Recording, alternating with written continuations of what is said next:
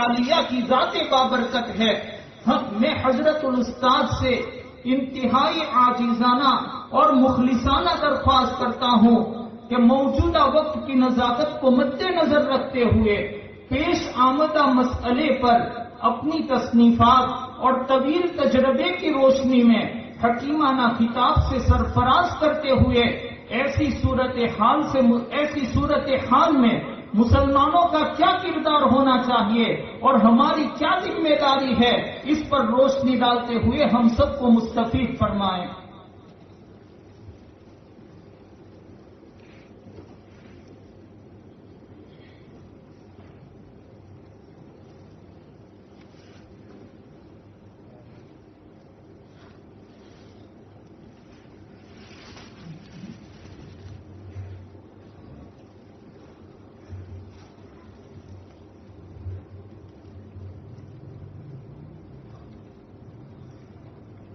الحمد لله رب العالمين والصلاة والسلام على سيد المرسلين وعلى آله وأصحابه أجمعين۔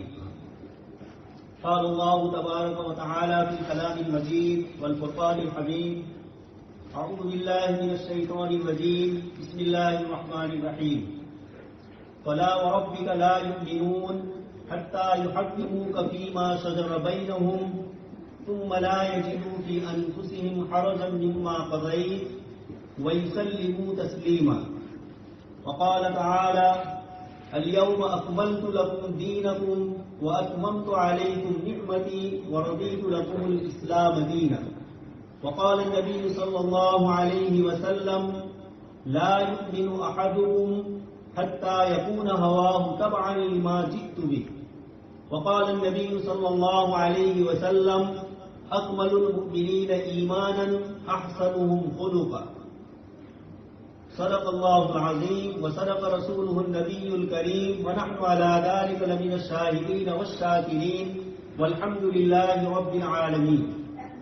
محترم و مکرم حضرت صدر صاحب، حضرات علماء کرام اور دور و دراز سے آنے والے ایمان والے بھائیوں اور تنکاریہ کے باشندوں، دوستوں اور بزرگوں، گزشتہ کئی روز سے یہ مسئلہ چلا آ رہا ہے اور ہم میں سے ہر ایک روزانہ اخبارات اور میڈیا کے ذریعے اس خبر کو سنتے اور پڑھتے ہیں۔ بار بار یہ لفظ آ رہا ہے مسلم پرسنل لا۔ ہمارے نوجوانوں کی ایک بہت بڑی جماعت اور مسلمان بھائیوں میں سے بہت سارے حضرات ایسے ہیں جو بیچارے یہ نہیں سمجھ پا رہے ہیں کہ یہ مسلم پرسنل لا کیا ہے۔ دوستوں اور بزرگوں، ہمارے صدر محترم صاحب نے مجھے اسی پرسنل لا کے موضوع پر گفتگو کرنے کا حکم فرمایا ہے۔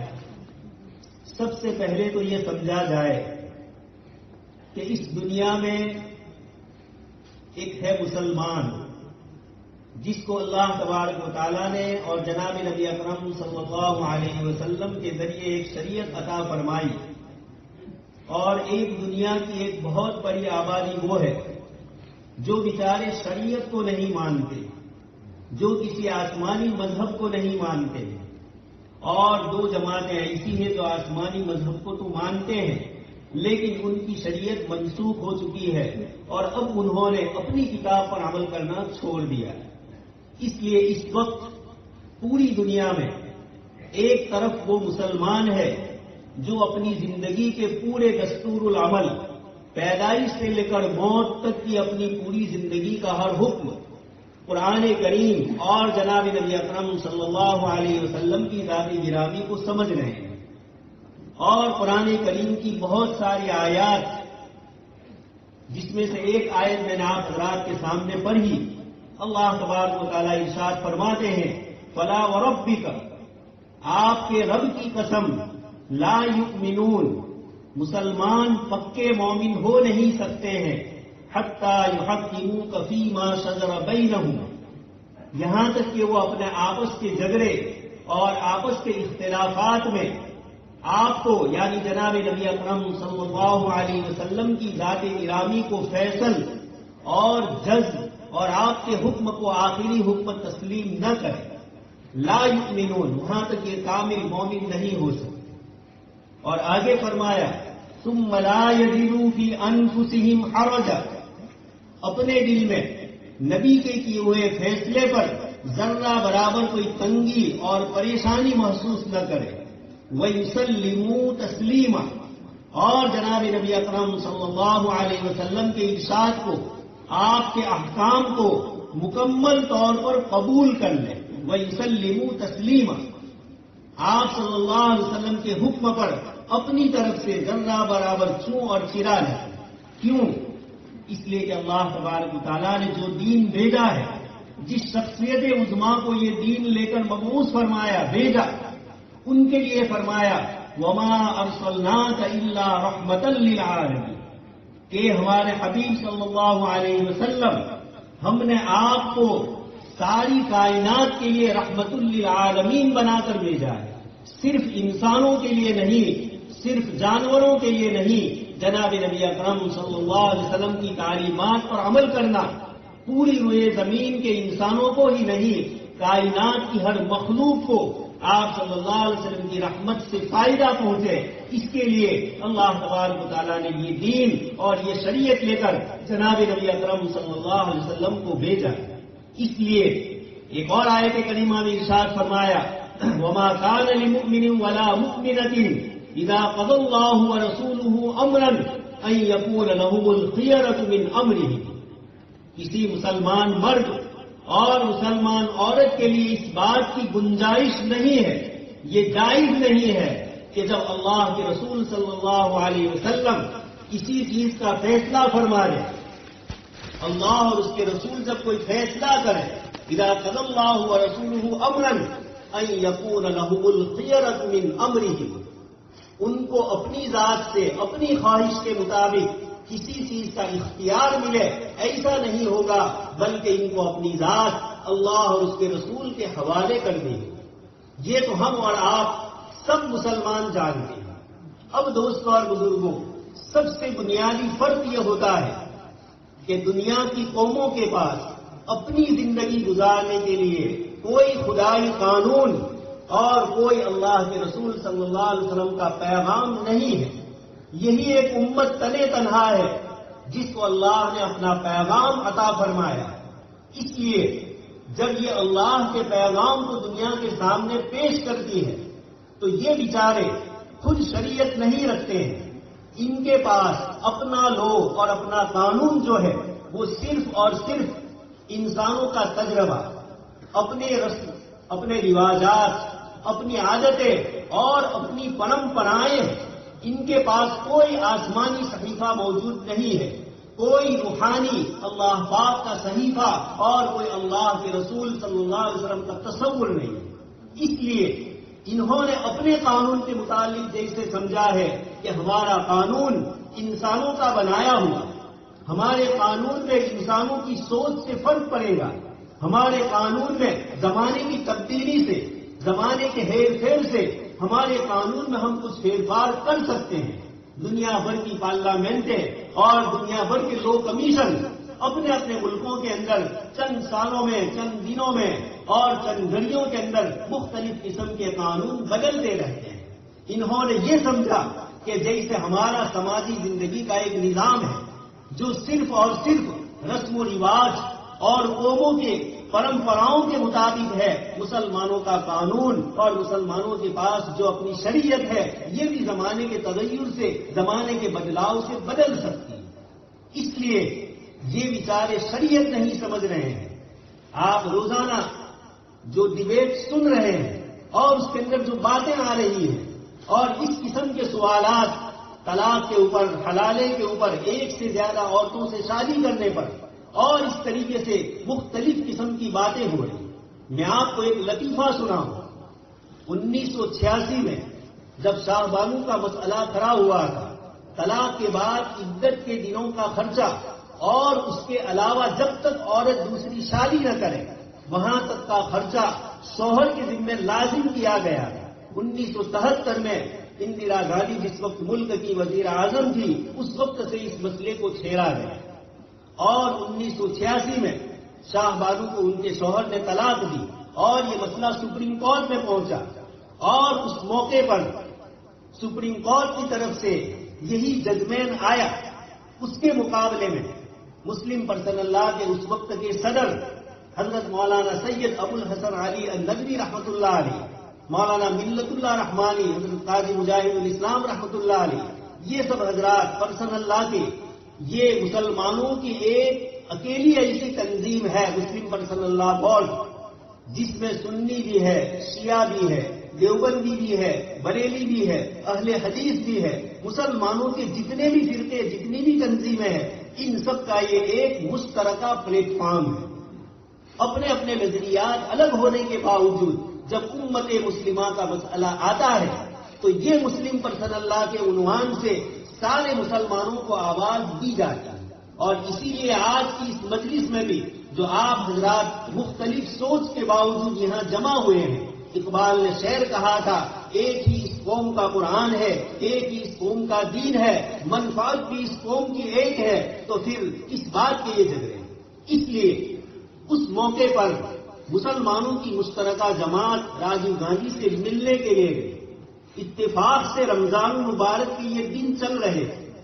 یہ سب حضرات جب ملک کے وزیر اعظم راجیو گاندھی کے یہاں پہنچے، یہ حضرات جب بیٹھے تو ان کو پانی پیش کیا گیا۔ رمضان المبارک کے ایام تھے، سبھی حضرات روزے کے ساتھ، سب نے منع کیا کہ ہم روزے سے ہیں، ہم پانی نہیں پی سکتے۔ اور آپ کو معلوم ہونا چاہیے مئی اور اپریل کے گرمی کے دنوں کے رمضان تھے، 1986 تھے۔ ایسی شدید گرمی کے موقع پر جب ان حضرات نے پانی واپس کیا، راجیو گاندھی نے دیکھا کہ کسی نے پانی نہیں پیا، تو اس نے حضرت مولانا علی میاں ندوی رحمۃ اللہ علیہ سے عرض کیا کہ آپ حضرات ایسا نہیں کر سکتے کہ رمضان کو بارش کے دنوں میں یا سردی کے دنوں میں لے جاؤ اور ابھی رمضان کے روزے نہ رکھو اور ان کو بعد کے دنوں میں تبدیل کرو۔ حضرت مولانا علی میاں ندوی رحمۃ اللہ علیہ نے فرمایا، یہی سمجھانے کے لیے ہم آپ کو آئے ہیں کہ ہم اپنے دین میں اپنی طرف سے تبدیلی نہیں کر سکتے، یہ اللہ کا نازل کردہ ہوا دین ہے۔ وَمَن لَّمْ يَحْكُم بِمَا أَنزَلَ اللَّهُ فَأُولَٰئِكَ هُمُ الْفَاسِقُونَ وَأُولَٰئِكَ هُمُ الظَّالِمُونَ۔ کہ جو اللہ کے اس دین میں اپنی طرف سے تبدیلی کرے گا یہ فاسق ہوگا، یہ ظالم ہوگا۔ اللہ کے رسول صلی اللہ علیہ وسلم کو ارشاد ہو رہا ہے، ثُمَّ جَعَلْنَاكَ عَلَىٰ شَرِيعَةٍ مِّنَ الْأَمْرِ فَاتَّبِعْهَا وَلَا تَتَّبِعْ أَهْوَاءَ الَّذِينَ لَا يَعْلَمُونَ۔ کہ ہمارے حبیب صلی اللہ علیہ وسلم، آپ کو ہم نے ایک شریعت عطا فرمائی ہے، اس شریعت پر آپ کو چلنا ہے اور آپ اللہ کے دشمنوں کے راستے پر ان کی پیروی نہیں کرتے۔ مراد یہ ہے کہ آپ تو ہرگز پیروی کرنے والے نہیں ہیں، لیکن یہ لوگ جو اپنے دین کی طرف آپ کو بلا رہے ہیں، لا اعبد ما تعبدون کے ذریعے آپ صلی اللہ علیہ وسلم کو فرمایا گیا تمہارا دین اور تمہاری شریعت الگ ہے، ہمارا دین اور ہماری شریعت الگ ہے، لکم دینکم ولی دین۔ اس کے ذریعے امت مسلمہ نے اس بات کو بتلایا۔ مجھے یہ عرض کرنا ہے کہ ہندوستان کے باشندوں میں سے اور ہمارے پڑھے لکھے میڈیا کے بہت سارے رپورٹر جو دین اور شریعت کے علاوہ انسانی خواہشات سے بننے والی جو قانون کی چیز ہے، ان دونوں کا فرق نہیں جانتے ہیں۔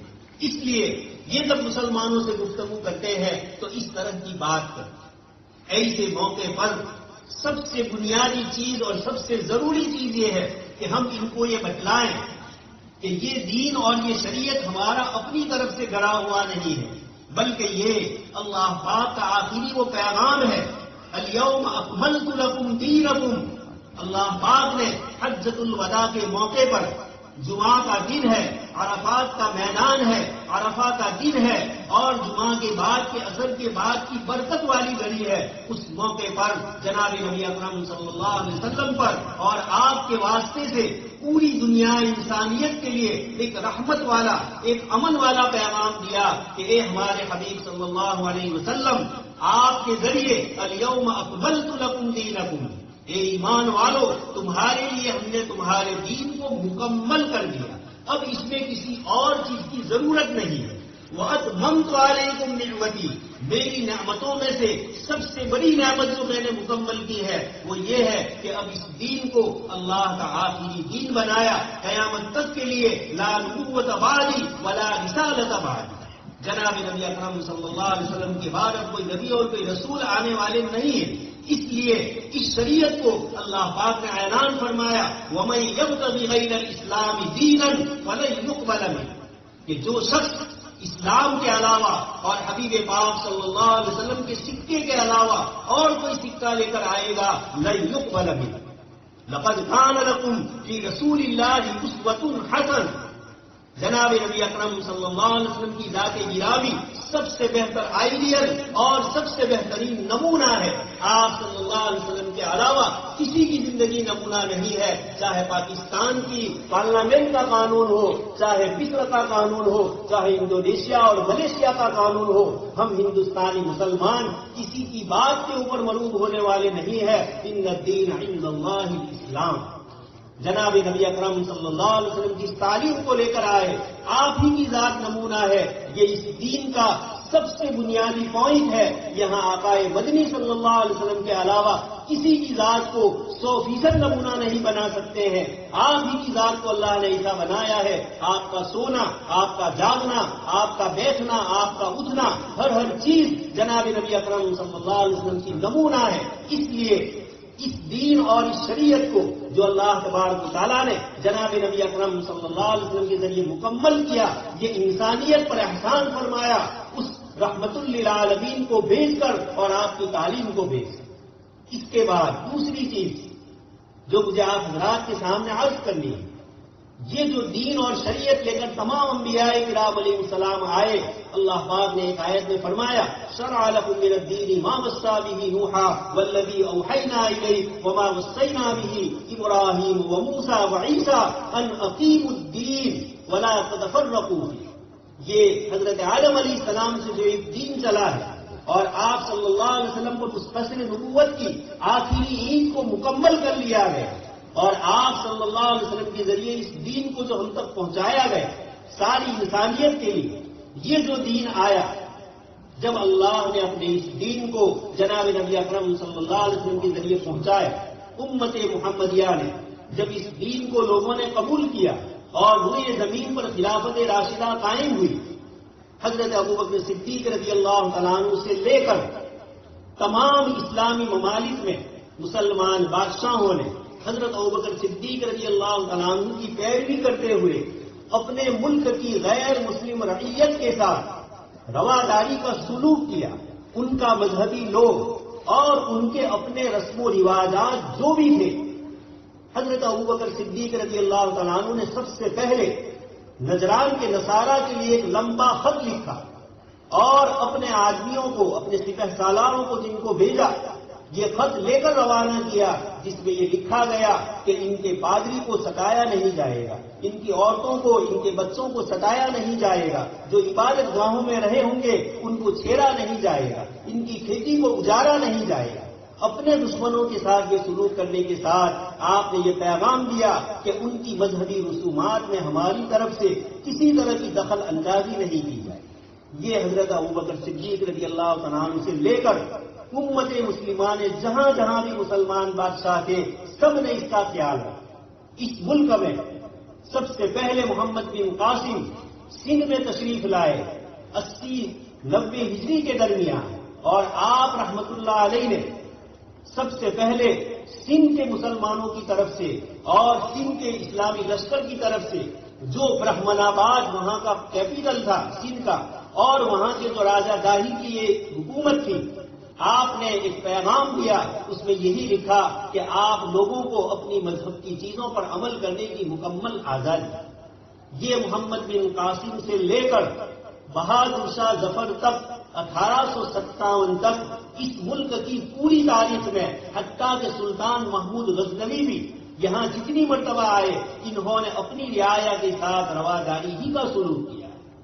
ہندوؤں کی آبادی غزنی شہر میں تھی، ان کے سکے پر ایک طرف لا الہ الا اللہ تھا تو دوسری طرف سنسکرت میں لکھا ہوا، اور اس طریقے سے اس رواداری سے مسلمان رہے۔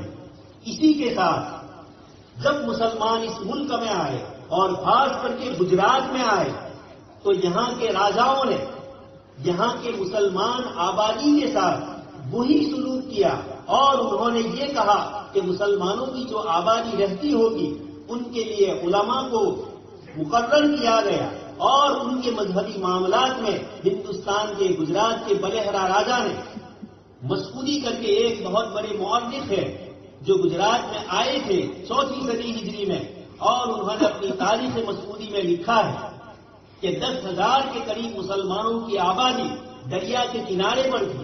یہاں کے راجا بلہرا نے مسلمانوں کے لیے ایک عالم مقرر کیا ہے جس کا نام ہنرمند اس زمانے میں لکھا گیا ہے. ہنرمند ان کو کہا گیا اور بادشاہ یہاں کا راجا مسلمانوں کی مذہبی معاملات میں دخل نہیں دیتا. یہ اس ملک کی رواداری کا نظام ہے. یہاں کے مسلم بادشاہوں نے بھی یہاں کی غیر مسلم رعیت کے مذہب کا، ان کے عقائد کا، ان کے نظریات کا، ان کی سوچ کا، ان کے درستیکون اور ان کے جذبات کا لحاظ کیا اور اسی طریقے سے یہاں کے ہندو راجاؤں نے مسلسل مسلمانوں کے ساتھ اسی طریقے کا برتاؤ کیا. جب انگریز اس ملک میں آئے ان کے آنے سے پہلے اس ملک میں مسلمانوں کی حکومت قائم تھی اور مسلمانوں نے اسی طریقے سے اپنی غیر مسلم رعیت کے ساتھ یہ نظام باقی رکھا تھا.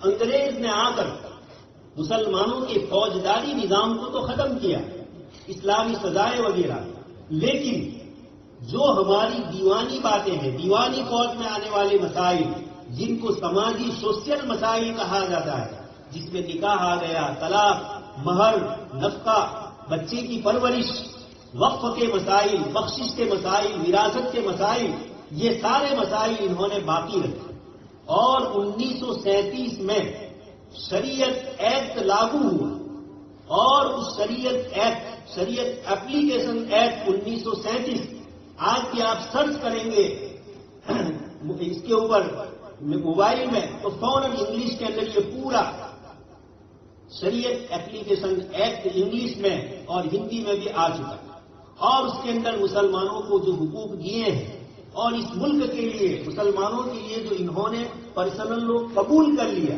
اور یہ کہا کہ ان معاملات میں حکومت دخل نہیں دے، یہ معاملات مسلمان آپس میں حل کریں. یہ تو 1937 کی بات کر رہا ہوں. اس کے بعد ملک آزاد ہوا.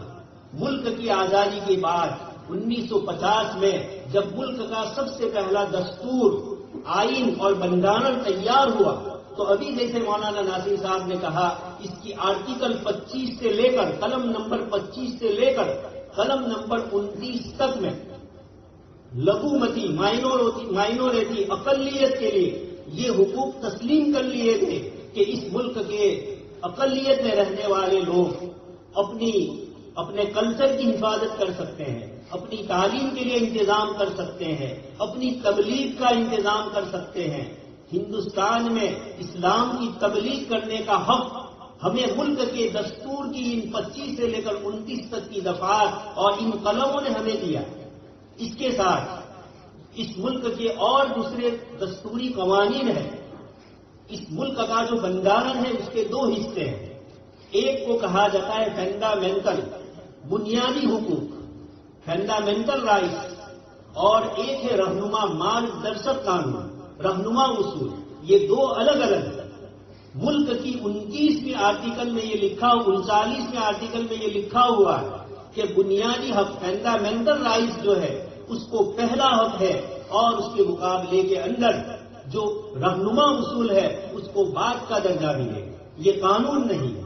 اب ملک نے جب 25ویں قلم میں یہ لکھا ہے کہ مسلمان اپنے مذہب پر آزادی سے عمل کر سکتے ہیں اور 44ویں دفعہ میں انسانی قانون ہے.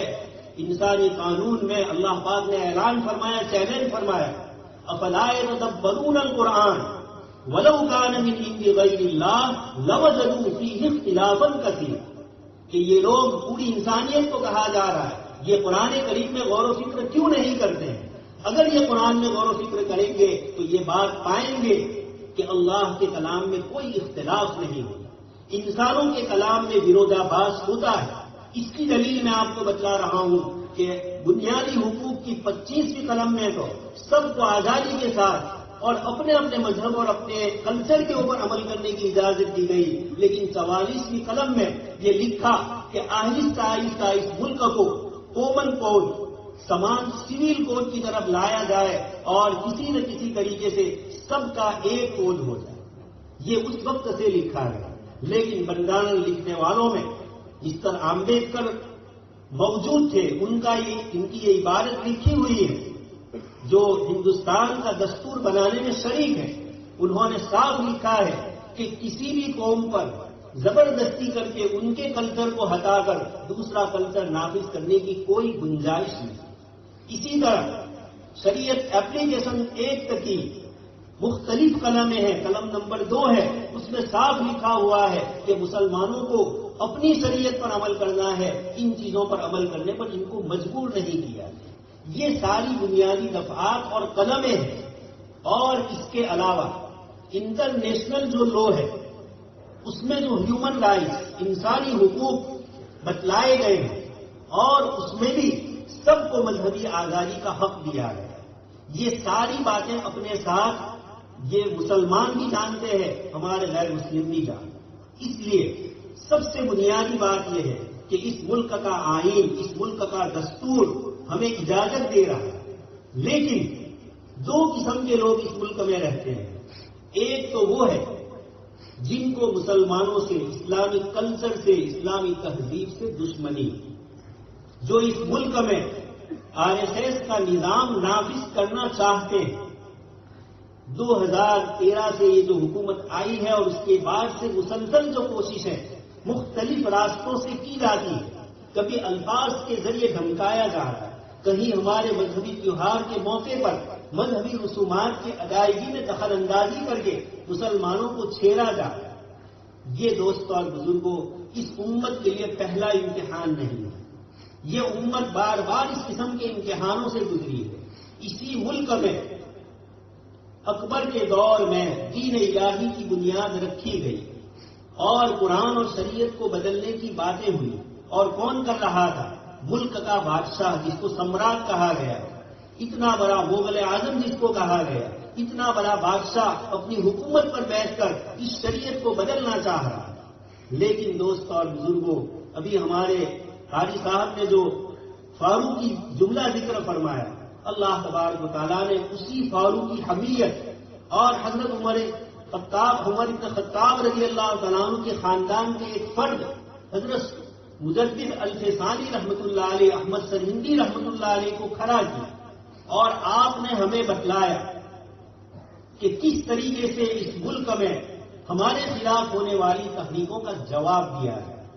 اس وقت بھی بادشاہ تھا اور اس وقت بھی حکومت ہے، لو کمیشن تو ان کا ایجنٹ بنا ہوا ہے، اور اس حکومت کے اوپر ایک اور بڑی چھوڑی ہے جو اس ملک کو نافذ، اپنا نظام نافذ کروانا چاہتی ہے، RSS۔ یہ پوری کی پوری تحریک دین اور شریعت کے خلاف مسلمانوں کو دھمکا کر، مسلمانوں کو اپنی طرف متوجہ کر کے، لالچیں دے کر، مختلف تدبیروں سے یہ مسلمانوں کا امتحان ہے۔ حضرت مجدد الفسانی رحمۃ اللہ علیہ نے اس موقع پر یہ کام کیا کہ اکبر کے جتنے وزراء تھے اور اکبر کے جتنے بڑے بڑے گورنر تھے، مسلمان کمانڈر تھے، ان کے نام آپ نے خطوط لکھے۔ ابھی بھی وہ مکتوبات امام سرہندی اردو زبان میں موجود ہے، حضرت مجدد رحمۃ اللہ علیہ نے فارسی میں لکھے تھے، اس کا اردو ترجمہ ہو چکا ہے، اس کو ہمارے علماء کرام پڑھے کہ اس ملک میں جب ایسے حالات آئے تو مجدد الفسانی رحمۃ اللہ علیہ نے کیا کیا۔ ایک طرف حمیت ایمانی، غیرت ایمانی سے آپ نے اس کا مقابلہ بادشاہ وقت کا کیا، لیکن کیسی تدبیر اور حکمت سے کیا۔ علامہ اقبال مرحوم نے آپ کو جو خراج تحسین پیش کیا، ہند میں وہ سرمایہ ملت کا نگہباں، اللہ نے بر وقت کیا جس کو خبردار، گردن نہ جھکی جس کی جہانگیر کے آگے، جس کے نفس گرم سے ہے گرمی احرام۔ اقبال فرما رہے ہیں کہ ہند میں وہ سرمایہ ملت کا نگہباں، ملت کی پونجی اور ملت کے پاس سب سے بڑی جو چیز ہے قرآن اور حدیث، اس قرآن اور حدیث کا نگہبان بن کے اس ملک میں وہ کھڑا ہوا۔ ہند میں وہ سرمایہ ملت کا نگہبان، اللہ نے بر وقت کیا جس کو خبر تھا۔ اللہ پاک نے آپ کو ایک ایسے موقع پر کھڑا کیا جو صحیح وقت ہے. اس کے بعد فرماتے ہیں جس کے نفس گرم سے ہے گردن نہ جھکی جس کی جہانگیر کے آگے. بادشاہ وقت اکبر تو تھوڑی مدت کے بعد انتقال کر گیا اور آپ کا مقابلہ جہانگیر سے ہوا. جہانگیر نے آپ کو گوالیئر کی جیل میں قید کر دیا، لیکن آپ رحمۃ اللہ علیہ جس بات پر پہلے دن تھے آپ نے ذرہ برابر اس کے اندر شک نہیں. حتیٰ کہ حضرت مولانا محمد قبر الزمان دعوت برکاتہم اپنی کتاب اقوال سلف میں فرماتے ہیں کہ آپ کی بیوی نے اور آپ کے بچوں نے یہ خط لکھا کہ والد محترم آپ جیل میں ہیں، آپ کے جیل میں ہونے سے ہمیں تکلیف اور پریشانی ہوگی، آپ کس طریقے سے وہاں رات اور دن گزار رہے ہیں. حضرت نے فرمایا، خط میں لکھا کہ آپ حضرات کو معلوم ہو کہ اللہ کے دین کے لیے میں وہاں پہنچا ہوں. اگر اس دین کے لیے اس جیل میں میرا انتقال ہو جائے تو آسمان میں جنت میں ہم آپ سے ملاقات کریں گے، لیکن اس کے لیے میں اپنی گردن نہیں جھکاؤں گا. اللہ کے دین کو سر بلند رکھوں گا اور جس مہم کے لیے میں چلا ہوں اس مہم کو میں کامیابی تک پہنچانے کی کوشش کروں. دوستوں اور بزرگوں، اللہ پاک نے آپ کی دعاؤں کو، آپ کی محنت اور آپ کی کاوش کو قبول فرمایا، اور اسی ملک میں جہاں ایک طرف اکبر تھا اور اکبر کے بعد اورنگزیب رحمت اللہ علیہ کا بھائی دارا شکوہ اس ملک میں حکومت کرنے کے لیے تیاری کر رہا. بیچ میں جہانگیر کا دور آیا، جہانگیر کے بعد شاہجہاں آئے، اور شاہجہاں کے لڑکوں میں جب مسئلہ چلا تو یہاں کا ایک بہت بڑا غیر مسلموں کا طبقہ یہ چاہ رہا تھا کہ اس ملک پر حکومت دارا شکوہ کو ملے، اس لیے کہ اس کے نظریات دینی اور پکے ایمانی نہیں تھے. وہ برہمنوں کے پاس بیٹھتا تھا، ایمانی قوت وہ نہیں تھی، عجیب و غریب قسم کی وہ باتیں کرتا تھا. اللہ پاک نے مجدد رحمت اللہ علیہ کی محنتوں سے اور آپ کے صاحبزادے شیخ احمد سرہندی رحمت اللہ علیہ کی محنتیں اور آپ کی دعاؤں سے ہندوستان کی اس تخت کے اوپر ایک ایسے شخص کو براجمان فرمایا جس نے 50 سال تک افغانستان سے لے کر برما تک اور شمال میں اوپر کشمیر سے بھی اوپر سے لے کر جنوب تک اس پورے ملک کو ایک منظم نظام کے ساتھ 50 سال تک چلا اور اللہ کی شریعت کو اس ملک میں نافذ کرنے کی کوشش کر. لیکن اسی بادشاہ نے سب سے زیادہ ہندوؤں کو جاگیریں عطا کی، مندروں کے لیے جگہیں عطا فرمائی، مندروں کے لیے جاگیروں کے آج بھی دستاویز موجود. تو اسی زمانے میں اورنگزیب رحمت اللہ علیہ کے زمانے میں اس ملک میں فرانس کا ایک سیاح آیا تھا. وہ اپنے سفر نامے میں لکھ رہا ہے، سورت آیا تھا، اس نے کہا کہ میں نے ہندوستان میں ہر جگہ پر دیکھا کہ بادشاہ پکا مسلمان ہونے کے باوجود اس ملک کے ہندوؤں کو اپنی مذہبی رسومات میں عمل کرنے سے ذرہ برابر کسی قسم کی رکاوٹ نہیں. تو یہ ہندوستان کا کلچر رہا ہے، یہ ہندوستان کی تہذیب رہی ہے، رنگارنگ تہذیب اور ثقافت کے ساتھ یہ ملک آباد. اب اس ملک میں یہ کوشش ہو رہی ہے کہ مسلمانوں کے قانون کو بدلا جائے. اس کو جو لفظ کہا جاتا ہے مسلم پرسنل لا، دوستوں اور بزرگوں اس کو سمجھنا ہے، یہ انگلش لفظ ہے اور یہ آیا ہے انگلش قوم کے پاس. ان کے کلچر، ان کی تہذیب اور ان کی اپنی ذاتی جو باتیں ہیں اس کی بنیاد پر آیا. اللہ کے اس دین کو حضرت عیسیٰ علیہ السلام جو لے کر آئے تھے، انہوں نے حضرت عیسیٰ علیہ السلام کے آسمان پر اٹھائے جانے کے بعد عیسائی مذہب کو بدل دیا اور اس میں شرک کی ملاوٹ کر دی. اس کے بعد رفتہ رفتہ عیسائیوں میں یہ ہوا کہ صرف چرچ میں جانا ہے عبادت کے لیے، وہاں تک آپ عیسائی ہیں. اس کے بعد آپ کو اپنی زندگی کے دوسرے تمام معاملات میں مذہب سے کسی قسم کا کوئی مارگدرشن اور کسی قسم کی کوئی رہنمائی نہیں لینا. صاف لفظ ہے بائبل کا، جو خدا کا ہے وہ خدا کو دو اور جو قیصر کا ہے وہ قیصر کو. یعنی خدا کے لیے صرف چرچ میں جاؤ، اس کے بعد تم کاروبار میں، اپنی سماجی زندگی میں، اپنے اخلاق کے اندر، اپنی پرمپراؤں میں، اپنے رسم و رواج میں، اپنی عادتوں اور عرف کے اندر تم دین اور شریعت کے بالکل محتاج. یہ اس بنیاد پر یہ لفظ آیا ہے پرسنل. یعنی انسان کی زندگی دو طرح کی ہے، ایک مذہبی زندگی جو مسجد تک، عبادت تک، اور زندگی کے باقی معاملات میں خدا کو چھوڑ دو اور اپنی چاہت کے مطابق زندگی گزارو۔ آج اس ملک میں یہی کوشش ہو رہی ہے کہ مسلمان صرف مسجد میں نماز کے لیے جائے، باقی اس کے بعد دین اور شریعت کے احکام پر بالکل عمل نہ کرے۔ یہ ہندوستان کے کلچر اور یہاں کی سنسکرتی میں رنگ جائے، اور اس کو کہا جاتا ہے سمان سول کوڈ۔ بہت افسوس کی بات ہے کہ اس وقت یہ آواز لگ رہی ہے۔ 50 سال سے سمان سول کوڈ کا لفظ بولا جا رہا ہے، لیکن کسی بھی ملک کے قانون دان سے آپ یہ پوچھو، ہندوستان کے لو کمیشن جو اس وقت محنت کر رہا ہے، اس سے یہ پوچھا جائے کہ آپ کے پاس سمان سول کوڈ کا مسودہ ہے، اس ملک میں سمان سول کوڈ کا کیا مطلب؟ کوئی نہیں بتلا سکتا، اس لیے کہ ایسی کوئی چیز اس ملک میں ہو ہی نہیں سکتی۔ ہمارے 80% ہندو بھائی غیر مسلم، ان میں اتنی قومیں ہیں، اتنا کلچر الگ الگ ہے۔ 2 دن پہلے آپ نے سنا کہ راون دہن جو ہوا ابھی دشہرا کے دن، سری لنکا کے لوگوں نے اس کی مخالفت کی، اس لیے کہ وہاں اس کو بڑا سمجھا جا رہا ہے، کچھ لوگ اس کو بھگوان کا درجہ دیا، تو یہاں وہ راون ہے اور وہاں وہ بھگوان ہے۔ اس ملک میں ناگالینڈ نام کا ایک صوبہ ہے، اور اس طرح کے شمال مشرقی جتنے بھی صوبے ہیں، اروناچل ہے، میزورم ہے، سکم ہے، یہ تمام صوبے وہ ہیں جن کا کلچر ہندوستان کی عام قوموں سے الگ ہے۔ ان کے چہرے بھی الگ ہیں، ان کی زبانیں بھی الگ ہیں، ان کے رسم و رواج بھی الگ ہیں۔ اس لیے جب ناگاؤں نے اس ملک سے علیحدگی کی مہم چلائی، ہندوستان میں نہیں رہنا ہے، ان سے بار بار گفتگویں ہوئی حکومت کی، ان کو راضی کیا گیا کہ کسی بھی طریقے سے تم اس ملک میں رہو۔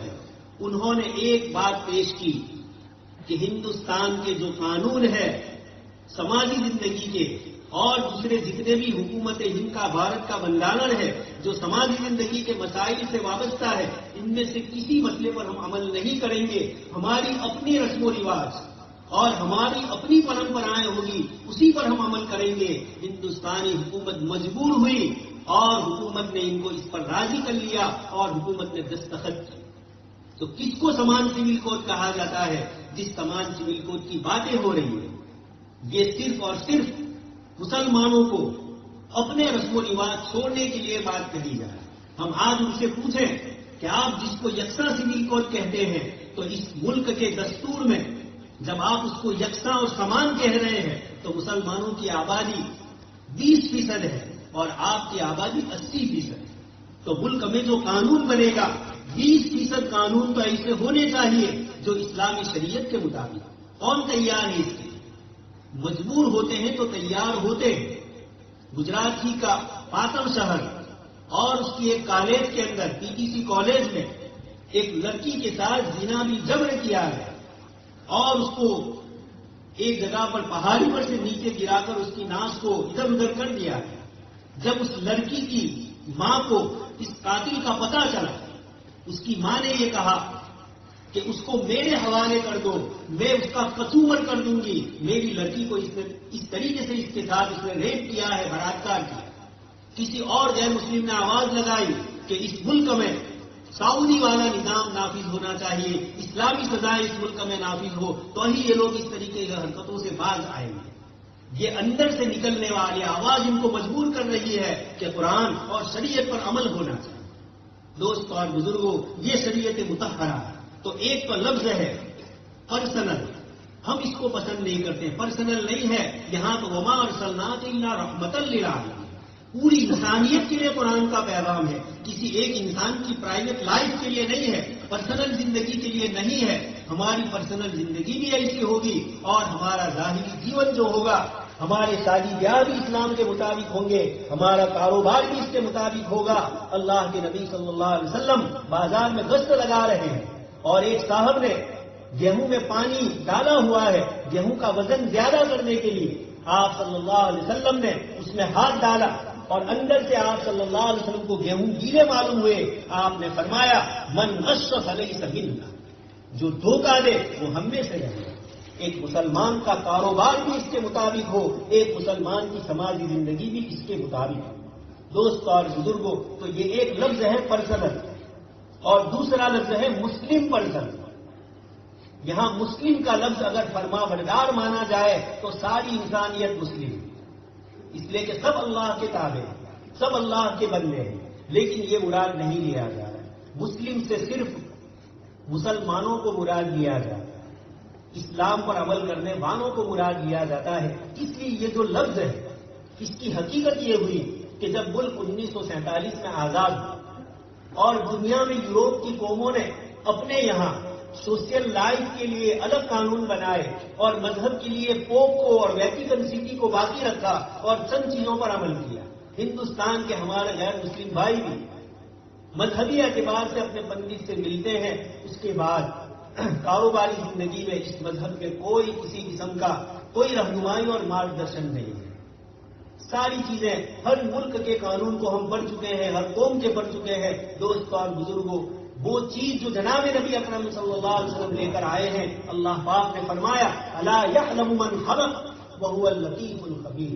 جس ذات نے یہ قانون دیا ہے اس نے انسان کو پیدا کیا ہے، انسان کے جذبات کو وہ جانتا ہے، اندر کے چور دروازوں کو جانتا ہے. اسی لیے اسلامی قانون جہاں قرآن نے ذکر فرمائے، ہمارے اندر کے چور دروازوں کو بھی قرآن نے پکڑا ہے. نکاح کے مسائل میں مرد اور عورت کے آپسی تعلقات کے اندر قرآن کریم نے مختلف آیتوں میں مردوں کو جو جھنجھوڑا ہے اس میں اسی چیز کی طرف اشارہ کرنا. تو بات یہ ہے کہ ملک کی آزادی کے موقع پر جب یہ تقسیم ہوا، اس وقت چونکہ یہ یوروپ ہی کی حکومت، انگریز حکومت یہاں تھی، اس لیے نام ہو گیا پرسنل لو. ہندو پرسنل لو، مسلم پرسنل لو، کرسچن پرسنل لو، اس طریقے سے نام بن گیا مسلم پرسنل لو. اس کے بعد یہ ہوا کہ جیسے اس وقت آواز اٹھائی گئی، چاہے یو پی کے الیکشن کو بنیاد بنایا گیا ہو یا چاہے ایک پارٹی کا اپنا جو مینوفیکچر، اپنا جو مینیفیسٹو ہے، اس کا جو دستور اور منشور ہے، جس کے اندر اس نے کہا تھا، بابری مسجد کے مسئلے کو کھڑا کیا تھا، 370 کے قلم کو کشمیر کے لیے ذکر کیا تھا اور سمان سول کو اس ملک میں لائیں گے. آپ سن چکے ہیں الیکشن کے موقع پر یہ اعلان ہو چکا ہے. اس لیے اس کی بساط، اس کے لیے ساری یہ چیزیں بچھائی جا رہی، زمین ہموار کروائی جا رہی. ورنہ ہم پوچھتے ہیں کہ اگر 2-4 مسلمان عورتوں نے سپریم کورٹ میں یہ کیس داخل کیا تو سپریم کورٹ کا جج، ہم ان کا احترام کرتے ہیں، لیکن ان سے پوچھتے ہیں آپ کا فرض تھا کہ ہندوستان میں جب ایک تنظیم ہے مسلم پرسنل لو، آپ یہ کہتے ان عورتوں سے کہ ہم مسلم پرسنل لو سے گفتگو کریں گے، ان سے اس مسئلے کی تلاش کریں گے، پوچھیں گے کہ یہ مسئلہ کیا ہے. دوستوں اور بزرگوں، 1 سال پہلے ہمارے گجرات کی ہائی کورٹ میں ایک جج صاحب نے ایک مسئلے کے ضمن میں 1 سے زیادہ شادی کے مسئلے کو اٹھایا. اس وقت انہوں نے بہت جلد بازی میں ججمنٹ دینا چاہ رہے تھے، لیکن وکیل متر یہ اصطلاح ہے کہ جج بھی اپنے پاس وکیلوں کی ایک ٹیم رکھتے ہیں اور ان سے بھی مشورہ لیتے ہیں کہ اس قانون میں اور اس قاعدے میں کیا ہے. ان کے جو وکیل دوست تھے انہوں نے جج کو یہ کہا کہ صاحب، پارٹی والا صاحب تھے، ان کو کہا کہ یہ آپ کو معلوم ہونا چاہیے ہندو مذہب میں بھی 1 سے زیادہ شادیاں ہوئی ہے. دنیا کے تمام مذاہب میں 1 سے زیادہ شادیوں کا رواج تھا. اس لیے اس قانون پر آپ گفتگو کرتے ہوئے ذرا سوچ کر ہوئے. دوستوں اور بزرگوں، اس موقع پر اتنی بڑی ہمت اور جرأت انہوں نے کی تھی ایسا کرنے کی. اس وقت ہمارے اس گاؤں کے سپوت گجرات صوبے کے تنتری عزیز تنکاروی صاحب نے اس موقع پر یہ لکھا ہوا تھا کہ مسلمانوں یاد رکھو، تمہارے اس قانون کے اوپر ہائی کورٹ میں اس طریقے کی گفتگو ہو رہی ہے اور تم کچھ بول نہیں سکتے ہو. اور اسی موقع پر جات قوم کا ایک مسئلہ کھڑا ہوا تھا اور انہوں نے گرجر قوم نے اور جات قوم نے کس طریقے سے شمالی ہندوستان میں ایک لمبا چوڑا ایک ریلی نکالی تھی اور کتنا فساد ہوا. انہوں نے یہ نہیں کہا تھا کہ فساد مچاؤ، لیکن اپنی آواز بھی، اپنی آواز کو بلند کرو. جمہوری سیکولر ملک ہے، لوک شاہی ہے، اس کے اصول اور ضابطوں میں ہے کہ آپ ملک کے قانون کے متعلق اپنی بات کو پیش کر سکتے. اس لیے مجھے آپ سے عرض کرنا ہے کہ ایک جماعت تو وہ ہے جن کی نیتیں اچھی نہیں ہیں. اگر اچھی نیت ہوتی تو راجناتھ سنگھ کے ضروری تھا کہ یہ مسلم پرسنل لا کے ذمہ داروں سے ہوئی. اس میں بڑی علماء کی نام کی جماعت، مسلم وکیل ہے مچالا صاحب، جسٹس احمدی، یہ سب کے سب مسلم وکلاء اس کے ساتھ شامل ہیں. ان سے گفتگو کرتے، نیتیں اچھی ہوتی ہے تو ان سے پوچھا گیا، لیکن نیتوں میں فتور تھا، اس لیے انہوں نے یہ چیز لی. اس کے ساتھ جو کچھ باتیں اخبارات میں اور میڈیا میں آ رہی ہیں، ہمارے غیر مسلم بھائیوں کا ایک طبقہ وہ ہے جو ان چیزوں کو سمجھتا ہے، اس لیے وہ بیچارے اعتراض کرتے. اسی طرح کا اعتراض 1972 سے پہلے بھی ہوا اور مسلمانوں کے لوگ بدلنے کی باتیں ہوئی، کئی کافی پریشان کن باتیں ہوئی تو ہمارے علماء کرام جمع ہوئے اور 1972 میں سارے مسلک کے علماء نے مل کر ایک کمیٹی بنائی اور اس کا نام مسلم پرسنل لا بورڈ. اس طریقے سے ایک کمیٹی بنی اور اسی کمیٹی نے آج بھی آواز اٹھائی ہے. جب بھی اس طرح کے مسائل آئے، مسلمانوں کے سارے فرقے متفق ہو گئے اور سب نے مل کر یہ تنظیم قائم کی ہے، اور مسلسل جب بھی اس طرح کے مسائل پیش آتے ہیں یہ حضرات اپنی طرف سے مسلمانوں کو پیشکش کرتے ہیں. یہ تو ان حضرات کا کہنا ہے کہ 3 طلاق کا مسئلہ یا حلالی کا مسئلہ یہ ایک بنیاد ہے. اصل اس کے پیچھے پورے اسلامی نظام اور اسلامی قانون پر اعتراض کر کے مسلمانوں کو اپنے دین سے دور کرنا. دوستوں اور بزرگوں، اس موقع پر میں اب اپنی گفتگو ہمارے ایمان والے بھائیوں کی طرف متوجہ کرنا چاہتا ہوں. قرآن کریم نے نکاح اور طلاق کے مسائل کو بہت تفصیل سے ذکر کیا. جتنا نماز کے مسائل کو قرآن نے ذکر نہیں کیا، روزہ، زکوٰۃ اور حج کے مسائل کو ذکر نہیں کیا، اس سے زیادہ قرآن کریم میں سورہ بقرہ میں، سورہ طلاق میں، سورہ نور میں اور بھی مختلف سورتوں کے کچھ الگ الگ اجزاء میں اللہ تبارک و تعالیٰ نے میاں بیوی کے مسائل کو ذکر فرمایا. مرد اور عورت کے تعلقات کس طرح ہوں ان کو قرآن کریم نے ذکر فرمایا. شادی کو جناب نبی اکرم صلی اللہ علیہ وسلم نے اپنی سنت قرار دی اور من رغب عن سنتی فلیس منی فرمایا. عورت کو فرمایا الدنیا متاع وخیر متاع الدنیا المرأة الصالحہ. عورت ایک برتنے کی چیز ہے اور سب سے بہتر برتنے کی چیز، دنیا ایک برتنے کی چیز ہے اور سب سے بہتر برتنے کی چیز نیک اور صالح عورت. کس مذہب نے یہ کہا کہ ماں کے پیر کے نیچے جنت؟ کس مذہب نے یہ کہا کہ اپنی بیوی کے منہ میں تم لقمہ دو گے یہ بھی تمہارے لیے صدقہ ہے؟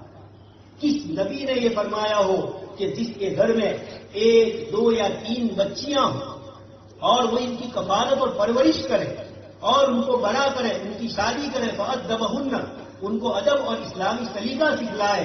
اللہ کے رسول صلی اللہ علیہ وسلم فرماتے ہیں میں اور وہ جنت میں اس طرح ہوں گے کہاتین.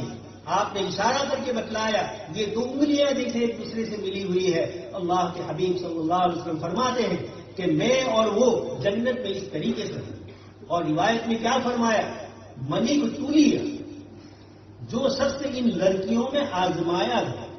عجیب جملہ ہے. لڑکیاں ماں باپ کے لیے، ہمارے ایک دوست ہیں وہ فرماتے ہیں بڑے مالدار ہیں، ان کی لڑکی دوسرے ملک میں رہتی ہے. فرماتے ہیں کہ جب بھی لڑکی کا فون آتا ہے یہ خیریت کے لیے مجھ سے بات کر دی ہے، لیکن دل میں سب سے پہلے یہ دھڑکن محسوس ہوتی ہے کہ شاید لڑکی کسی تکلیف میں نہ ہو، اس کا شوہر اس کو ستا نہ رہا، اس کے گھر والے اس کو ستا نہ رہے ہو، اس کو طلاق نہ ہوئی. اتنا مالدار آدمی. تو لڑکی جناب نبی اکرم صلی اللہ علیہ وسلم حجۃ الوداع کے موقع پر دنیا اسلام کو آخری خطبہ دے رہے ہیں اور آپ فرماتے ہیں ایھا الناس، اے لوگوں میری بات سنو.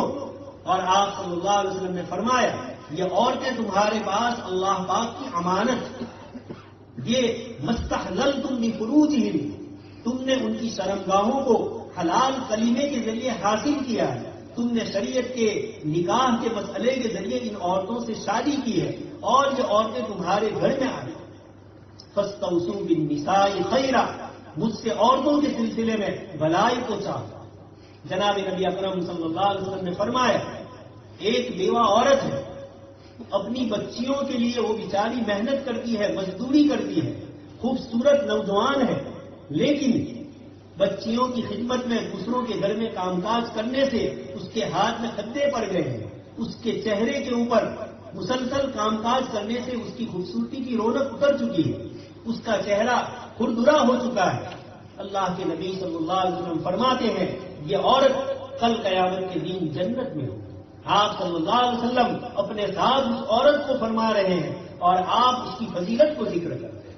دوستوں اور بزرگوں، جب یہ لڑکی ایک کلمہ بول کر ہمارے گھر میں آتی ہے اور اس کے بعد ہم ان پر ظلم کریں، ہم ان پر تشدد کریں، ہم 3 طلاق کے جملوں سے اس کو اپنے گھر سے علیحدہ کر لیں اور فوراً 2 منٹ کے بعد مفتی صاحب سے مسئلہ پوچھنے جائیں، تو اس سے پہلے مجھے سمجھ میں نہیں آیا شریعت مطہرہ نے کس ترتیب سے ہمیں بتلایا ہے کہ مردوں کو عورتوں کے ساتھ کیسے رہنا ہے، عورتوں کو مردوں کے ساتھ کیسے رہنا ہے۔ وَلَهُنَّ مِثْلُ الَّذِي عَلَيْهِنَّ بِالْمَعْرُوفِ، ان عورتوں کے لیے بھی وہی حق ہے جو تم مردوں کے ان کے اوپر ہے۔ جناب نبی اکرم صلی اللہ علیہ وسلم عورتوں کے حقوق کو دنیا سے جاتے ہوئے ذکر فرما کر بتلاتے ہیں کہ عورتوں کے سلسلے میں مجھ سے وصیت کو حاصل کرو۔ ایسے پاک نبی کا کلام جنہوں نے اپنی عورتوں کے ساتھ، ابھی حضرت مولانا نے جو قصہ نقل کیا، جناب نبی اکرم صلی اللہ علیہ وسلم ازواج مطہرات کی اجازت لیے جبکہ آپ پر بالی مقرر کرنا ضروری نہیں، اس کے باوجود جناب نبی اکرم صلی اللہ علیہ وسلم اپنے ازواج مطہرات کے ساتھ اس طرح سلوک کر۔ دوستوں اور بزرگوں، آج ہم نے کیا کیا؟ آج ہم نے عورتوں پر کس کس قسم کا ظلم کیا ہے؟ سب سے پہلے ماں باپ پر فرض عائد ہوتا ہے اپنے لڑکوں کو صحیح دینی تعلیم دے، اپنی لڑکیوں کو صحیح دینی تعلیم دے۔ اسلام کا قاعدہ ہے نماز فرض ہے تو نماز کے مسائل جاننا بھی فرض ہے۔ ایک آدمی کاروبار کرتا ہے، اس کو کاروبار کے مسائل جاننا ضروری ہے۔ ایک آدمی تجارت کر رہا ہے، کاشتکاری کر رہا ہے، اس قسم کے مسائل کو جاننا ضروری ہے۔ آج ہمارا نوجوان شادی کرتا ہے، دنیا بھر کی افواہ اور بکواس اور گندی چیزیں تو دیکھتا ہے، لیکن یہ نہیں سوچتا ہے کہ نکاح کے سلسلے میں میرے پیارے آقا جناب نبی اکرم صلی اللہ علیہ وسلم نے مجھے کیا پیغام دیا، شوہر ہونے کے اعتبار سے میری کیا ذمہ داری ہے، میرے کیا فرائض ہے۔ ایک نوجوان لڑکی یہ سوچے کہ جناب نبی اکرم صلی اللہ علیہ وسلم نے شادی بیاہ کے موقع پر ایک بیوی ہونے کے اعتبار سے مجھے کون سی اخلاقی تعلیم دی۔ دوستوں اور بزرگوں، آج اس کو نہیں جانتا، اور پھر اس کے بعد دین اور شریعت کی کسی مسئلے کو جاننا نہیں، عمل نہیں کرنا ہے، اور جب اختلاف ہو جاتے ہیں تو شریعت مطہرہ نے جو ایک طریقہ بتایا، قرآن کریم میں فرمایا کہ اگر تمہاری عورتوں کے ساتھ کوئی جھگڑا ہو جائے فَعِظُوهُنَّ، اچھی طریقے سے ان کو سمجھاؤ، اور جب سمجھاؤ گے تو ضرور مان لیں گے۔ وَاهْجُرُوهُنَّ فِي الْمَضَاجِعِ، اس سے بھی نہیں سمجھ رہی ہے تو اس طرح الگ کرو، اس سے بھی نہیں سمجھ رہی ہے وَاضْرِبُوهُنَّ، ہلکی سی مار، جس کو جناب نبی اکرم صلی اللہ علیہ وسلم نے فرمایا ضرباً غیر مبرح، ہلکی سی مار جو کوئی نشان نہ پیدا کرے، مسواک سے مارا ہے، ہلکی سی بات۔ یہ حکم وجوبی نہیں ہے، واجب نہیں ہے، ایک ترتیب قرآن کریم نے ذکر فرمایا۔ اور اس کے بعد بھی اگر مسئلہ حل نہیں ہو رہا، اگر حل ہو گیا تو اللہ پاک فرماتے ہیں کہ پھر عورتوں کے اوپر زیادتی مت، اور اگر پھر بھی مسئلہ حل نہیں ہو رہا ہے وَإِنْ خِفْتُمْ شِقَاقَ بَيْنِهِمَا فَابْعَثُوا حَكَمًا مِّنْ أَهْلِهِ وَحَكَمًا مِّنْ أَهْلِهَا، لڑکے کی طرف سے اس کا کوئی بڑا سمجھدار آدمی اور لڑکی کے خاندان کا سمجھدار آدمی، یہ دونوں ملے اور مل کر ان دونوں کو سمجھانے کی کوشش کریں۔ اِن يُرِيدَا إِصْلَاحًا يُوَفِّقِ اللَّهُ بَيْنَهُمَا، اگر ان دونوں کی نیت اچھی ہے تو اللہ پاک لڑکے اور لڑکی میں جوڑ پیدا کرے۔ دوستوں اور بزرگوں، حدیث شریف میں سب سے زیادہ فضیلت اگر کسی چیز کی آئی ہے تو وہ صلح کرانے کی آئی، دو آدمیوں کے جھگڑے کو ختم کرنے کی آئی۔ شیطان کی سب سے بری چیز جس کو قرآن نے ذکر فرمایا وہ یہی ہے میاں بیوی کے درمیان وہ فساد پیدا کرنا۔ ہاروت اور ماروت کے قصے میں قرآن کریم نے پہلے پارے میں فرمایا کہ اس کے ذریعے نیت یہی ہوتی ہے کہ مرد اور عورت میں جدائی ہوئی۔ شیطان کا یہ سب سے بڑا کام ہے۔ مومن کا سب سے بڑا کام یہ ہو کہ لڑکی اور لڑکی میں اگر جدائی ہو رہی ہے، حدیث شریف میں جھوٹ بولنے تک کی اجازت ایسے موقع پر دی گئی، اس کی وجہ یہی ہے کہ اللہ پاک کو صلح پسندیدہ ہے۔ وَالصُّلْحُ خَيْرٌ، قرآن نے فرمایا یہ چیزیں شریعت مطہرہ نے ہمیں بتلائی ہیں، لیکن آج کا مسلمان ان چیزوں کو نہیں جانتا، اور پھر طلاق دینے کا طریقہ قرآن نے بتلایا، ایک دی جائے اور چھوڑ دیا جائے، پاکی کے دن میں دی جائے، اور جن دنوں کے اندر صحبت نہ کرے، عدت پوری ہو جائے گی، 3 اس کے پیریڈ ہے یا 3 مہینے پورے ہو جائیں گے، اگر اس کو ماسک نہیں آتا تو خود بخود اس کے بعد یہ عورت نکاح میں سے نکل جائے. لیکن اس مرد اور عورت کے لیے ابھی سوچنے کا موقع، اس مدت میں عدت کے لیے اس 3 پیریڈ کے درمیان مرد کو افسوس ہوگا، عورت کو افسوس ہوگا، تو اس کا حل موجود ہے کہ اسی عدت کے دن میں شوہر نے ایک بوسہ دے دیا، اس کی بیوی اس کی واپس آ گئی، ایک طلاق گنی جائے گی، لیکن کوئی نکاح کی ضرورت نہیں، کوئی حلالے کی ضرورت نہیں. اسی طریقے سے ایک اور بھی دوسری ہے، اس کے بعد بھی ابھی نکاح میں باقی ہے، لیکن جب تیسری دے گا فلا تحل له من بعد حتى تنكح زوجا غيره. اب قرآن کریم یہ فرما رہا ہے، دوست اور بزرگوں، یہ پوری ترتیب قرآن کریم کی طلاق دینے کی اللہ پاک نے ذکر فرمایا، سورہ طلاق میں اور دوسرے احکام اللہ پاک نے ذکر فرمایا. یہ ہم عمل نہیں کر رہے، اور اس وقت جو مسئلہ کھڑا ہوا ہے 3 طلاق والا، جناب نبی اکرم صلی اللہ علیہ وسلم نے اس کو ناپسند فرمایا، قرآن کریم نے اس کو ناپسند فرمایا. لیکن جب مرد 3 طلاق دے گا تو یہ 3 طلاق واقع ہو جائے گی.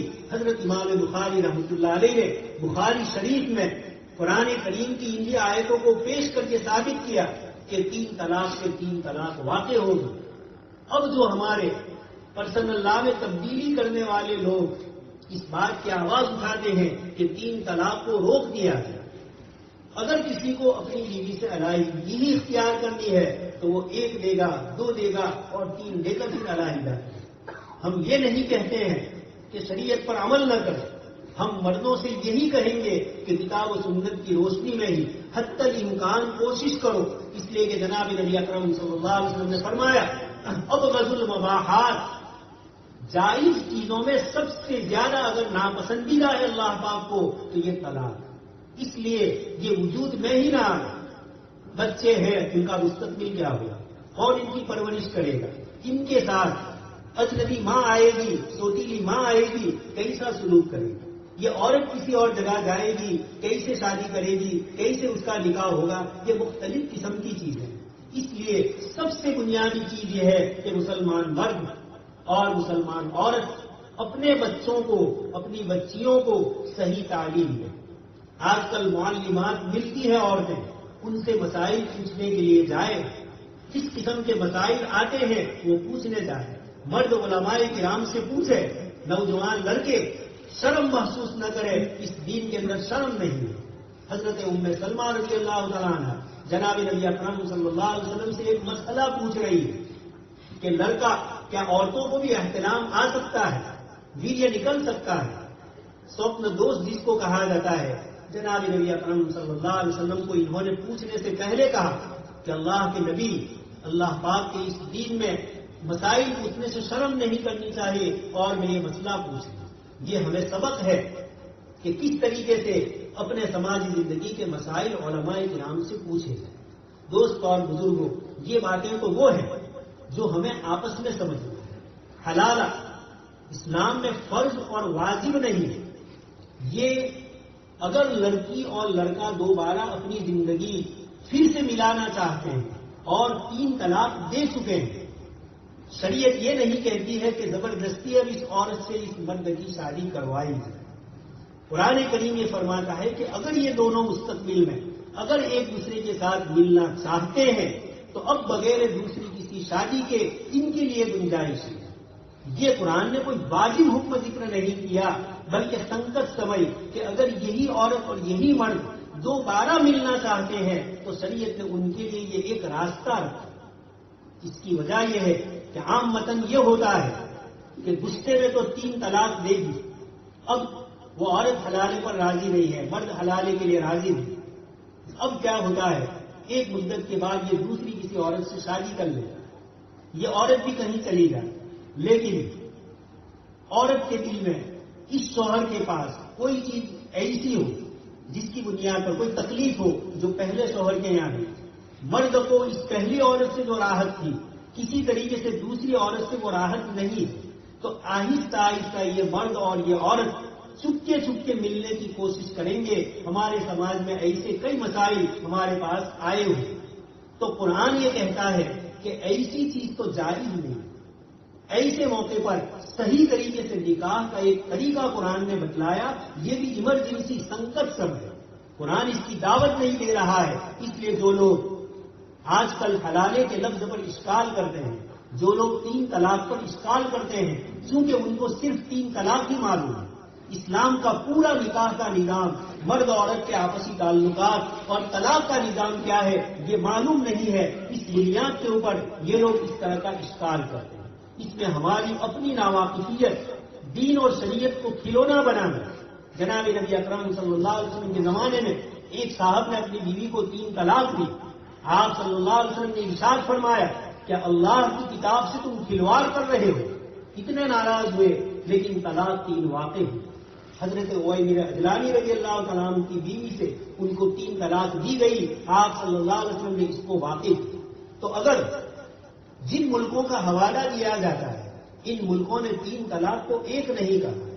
ان ملکوں نے یہ کہا ہے کہ وہاں جو اسلامی جج اور اسلامی قاضی ان سے تحریری طور پر لکھت اجازت لی جائے میں اپنی بیوی کو طلاق دینا چاہتا ہوں. انہوں نے کوئی مسئلہ نہیں بدلا. اس لیے اگر کسی ملک کی ہمیں دہائی دی جاتی ہے فلاں ملک نے ایسا کیا، فلاں ملک نے ایسا کیا، تو میں ابھی آپ کو کہہ چکا ہوں لقد کان لکم فی رسول اللہ اسوۃ حسنہ. آقا مدنی صلی اللہ علیہ وسلم کے علاوہ کسی کا طریقہ کوئی بڑے سے بڑا عالم ہو، اگر اس کی بات شریعت محمدیہ کے خلاف ہوگی تو امت اس کو قبول نہیں کرنے والی. تو چہ جائے کہ کوئی مسلم جج اور کوئی مسلم وکیل اس طرح کی بات کرے، کوئی مسلم قانون بنانے والے اس طرح کی بات کرے. تو دوستو اور بزرگوں، اس کے ساتھ جب یہ باتیں آئی ہے، یہ اللہ پاک نے اپنے دین اور شریعت کو لوگوں تک پہنچانے کا ایک ذریعہ بنایا کہ مسلمان اپنی شریعت اور اپنے دین کو لوگوں تک پہنچائے. اس لیے یہ اللہ پاک نے ہمیں موقع دیا، لیکن پہلے ہم عمل کریں اور پھر دوسروں کو اللہ کا دین اور شریعت بتائیں. اس کے ساتھ جو چیز سب سے بنیادی ہے، مسلم پرسنل لا بورڈ نے جو ججمنٹ لیا ہے کہ سپریم کورٹ کو، جیسے میں پہلے کہہ چکا ہوں، ملک کے آئین کی 25ویں کلم سے لے کر 30ویں کلم تک شریعت ایپلیکیشن ایکٹ کے مطابق اور ہیومن رائٹس کے مطابق اس مسئلے کا تعلق سپریم کورٹ سے ہے ہی نہیں. یہ مسئلہ ملک کے بندانوں نے ہمیں بتلا دیا ہے، آپ اپنے مذہبی قانون پر عمل کر سکتے ہیں. اس لیے سپریم کورٹ کو ہم یہ کہہ رہے ہیں کہ آپ کو اس مسئلے میں دخل دینا، ملک کی سپریم کورٹ ہو کر ملک کے قانون کی اتنی قلموں کی آپ خلاف ورزی کر رہے ہیں. اس لیے یہ آپ کو سوچنے کا ہے کہ جس ملک کے بندانوں کو جس دن آپ جج بن کر بیٹھے تھے، آپ نے حلف نامہ لیا تھا، اس ملک کے بندانوں کو ہاتھ میں لے کر قسم کھائی تھی، آج آپ اسی ملک کے بندانوں کے خلاف اپنی زبان سے بات کرتے ہو. ہم اس ملک میں لوک شاہی کے رکھوالے ہیں. اس لیے ایک مسلمان ہونے کے ناطے، اس ملک کے باشندے ہونے کے ناطے ہم آپ سے وہی کہیں گے جو ہندوستان کے سب سے پہلے وزیر تعلیم مولانا ابوالکلام آزاد نے فرمایا تھا کہ میں ہندوستانی باشندہ ہوں اور مجھے اپنے ہندوستانی ہونے پر فخر ہے، لیکن اس کے ساتھ یہ حقیقت بھی اور یہ احساس بھی میرے دل میں ہے کہ میں ایک مسلمان ہوں، میں اسلامی شریعت پر عمل کرنے والا ہوں. میری شریعت کے کسی ایک جز پر بھی عمل کرنے سے کوئی مجھے روکے گا تو میں اس کی سننے والا ہوں. میں اس بات کی اس کو اجازت نہیں دوں. آج ہم بھی اس ملک میں دنگے کی چوٹ پر کہیں، جن کو پاکستان لینا تھا انہوں نے لیا. ہم اس ملک کے اصلی باشندے ہیں. اس ملک کو 800 سال تک ہم نے سنوارا ہے. یہ ملک ٹکڑوں میں بٹا ہوا تھا. مسلمان حکومتوں نے اس ملک کو اتنا بڑا نظام دیا. حضرت مولانا ابوالکلام آزاد فرماتے تھے کہ جنہ کی ایک چھوٹی سی غلطی نے اتنا بڑا ملک، ہندوؤں کی 5000 سالہ تاریخ میں ان کے پاس اتنا بڑا ملک کبھی نہیں ہے. چھوٹے چھوٹے رجواڑے الگ الگ تھے. اتنا بڑا اخند بھارت جس کو کہا جاتا ہے، یہ جنہ صاحب کی غلطی نے ان کے ہاتھ میں دے دیا. ایک چھوٹا سا ٹکڑا مشرق میں دیا، ایک چھوٹا سا ٹکڑا مغرب میں دیا، اور وہ بھی الگ ہو گیا. اور جو ہے اس میں بھی کتنے فساد ہیں. یہ کیوں ہوا؟ اس وقت جمعیت علماء نے جو آواز لگائی تھی کہ ہم اس ملک میں رہنے والے ہیں، اس ملک سے جانے والے نہیں ہیں، ملک کی تقسیم کو ہم قبول نہیں کرتے. لیکن اس وقت کی کانگریس گورنمنٹ نے اس کو نہیں سنا. جواہر لال نہرو کو اور سردار کو بہت جلد بازی کی. یہ جملہ میں نہیں کہہ رہا ہوں، لکھنے والوں نے لکھا ہے کہ ان لوگوں کی جلد بازی نے ملک کو بہت جلد تقسیم کیا. مولانا ابو کلام فرماتے ہیں مجھے افسوس تھا کہ گاندھی جی نے بھی بعد میں اس پر دستخط کر دیا. اس لیے اس ملک میں ایک مسلمان کو بھی اتنا ہی جینے کا حق ہے جتنا ملک کے وزیر اعظم کو. ہم ان کو کہتے ہیں آپ اپنی سوشل لائف کو دیکھ لیجئے، ایک عورت کے ساتھ آپ کی زندگی کا نبھاؤ نہیں ہو سکا، اور آج آپ گجرات میں مسلمان عورتوں کے اوپر ظلم اور تشدد آپ نے کیا. ایسا ننگا ناچ ہوا، ساری دنیا اس کو جانتی ہے، لمبی لمبی کتابیں اس پر لکھی گئی، اور آج مگر مچھ کے آنسو مسلمان عورتوں کے لیے آپ بہا رہے ہیں. ہندوستان کے قانون میں کئی ایسے قانون ہیں جن میں عورتوں کے ساتھ نرمی اور عورتوں کے کچھ مالیات اور کچھ خاندانی حقوق ہے. ان حقوق پر عمل نہیں ہو رہا ہے، پہلے اس پر عمل کیجیے اور پھر اس کے بعد. اس سے بڑی بات ہمیں اپنی ہندو بہنوں کے ساتھ بھی ہمدردی اور غمخواری ہے.